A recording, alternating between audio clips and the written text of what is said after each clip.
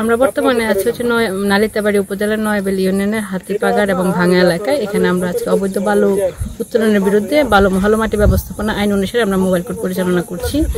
আমাদেরকে সহায়তা করছে নালিতাবাড়ি থানা পুলিশ, আনসার ব্যাটালিয়নের সদস্যবৃন্দ এবং স্থানীয় গ্রামবাসীর সহায়তায় আমরা অনেকগুলো মেশিন ভাঙার কার্যক্রম সহ চলমান আছে।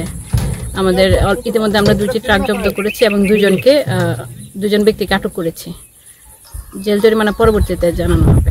এই অভিযান অবৈধ বালু উত্তোলনের বিরুদ্ধে অভিযান আমাদের অব্যাহত থাকবে।